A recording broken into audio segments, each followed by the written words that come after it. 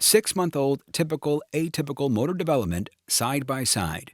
In this video, you will see a typically developing baby and an atypically developing baby in 8 different positions. Use this to help recognize early motor delays. Please remember to adjust for prematurity. Position 1, supine. Presented a toy. The typically developing baby on the left reaches, grasps, transfers, and explores toy in a well-coordinated motion, while the atypically developing baby on the right is visually interested in the toy. He's unable to reach, grasp, or play in this position, as expected at this age. Extremities. Baby on the left is able to symmetrically lift upper and lower extremities against gravity and bring hands to his feet. Atypically developing baby on the right rarely demonstrates anti-gravity movement.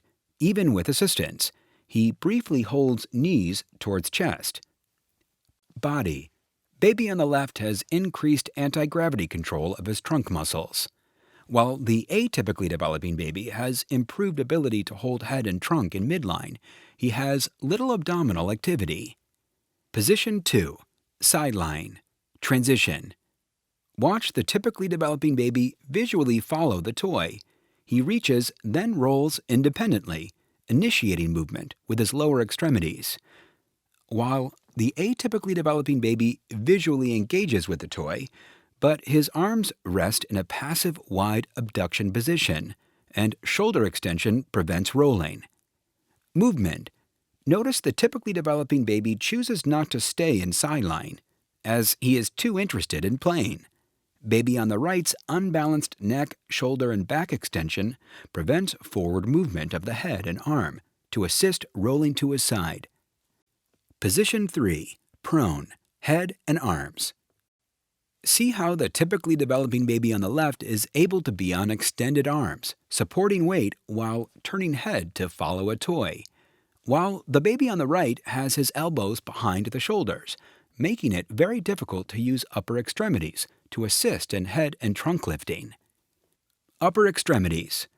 Watch the typically developing baby show emerging upper extremity control and weight shifting for reaching, grasping, and playing. Notice the baby on the right has decreased upper extremity stability, preventing weight shifts towards the pelvis, which is necessary for freedom of upper extremities. Lower extremities. Pivoting is seen by the typically developing baby. He has increased extension down to the lumbar spine and lower extremities. While baby on the right is doing some lower extremity kicking, he does not possess the stability required for upper extremity play. Play. Observe how the baby on the left participates in varied play schemes of banging, turning, mouthing, transferring, and shows a palmar grasp with increased digital participation. Yet baby on the right is challenged when in the prone position, without adequate stability, unable to use vision or hands to explore the environment. Position 4. Pull to sit. Head. Typically developing baby is actively flexing neck forward and lifting head from support surface to assist in the maneuver, while the atypically developing baby is minimally able to assist in the maneuver. Note his complete head lag until upright, and only holds it up briefly in midline. Upper extremities. Baby on the left uses upper extremities and abdominals to assist and show good symmetry throughout the maneuver.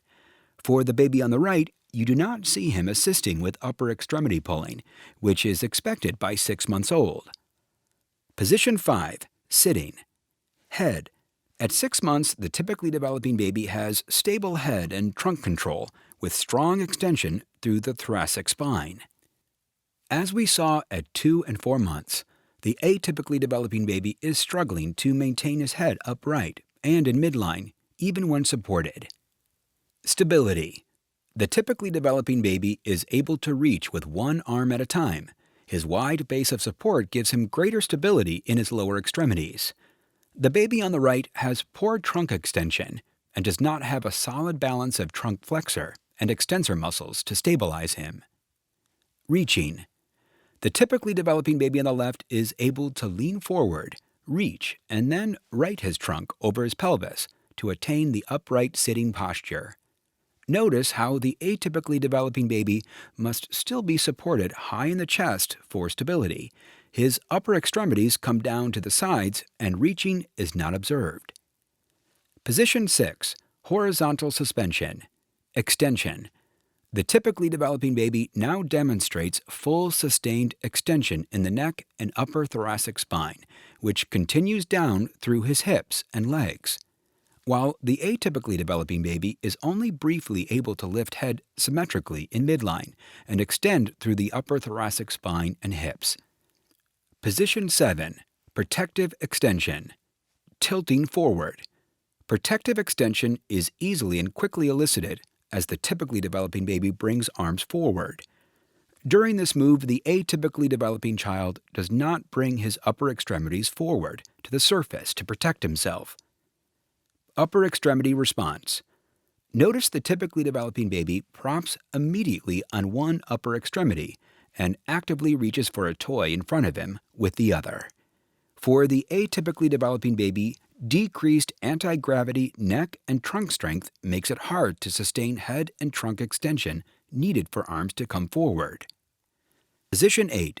Standing. Head. Typically developing baby is able to turn his head freely and look around. For the atypically developing baby, as we have seen in nearly all the anti-gravity positions, head and trunk control are still a challenge. He lacks necessary anti-gravity control. Alignment. The typically developing baby's hips are still slightly flexed and a bit behind his shoulders. Note his upper extremities are assisting, as evidenced by the strong upper thoracic extension. Atypically developing baby is unable to align his head, trunk, hips, knees, and feet in the vertical. Weight bearing. Watch how the typically developing baby on the left demonstrates sustained weight bearing on extended lower extremities. Atypically developing baby on the right does not initiate or sustain weight bearing, which makes it impossible to develop control in standing.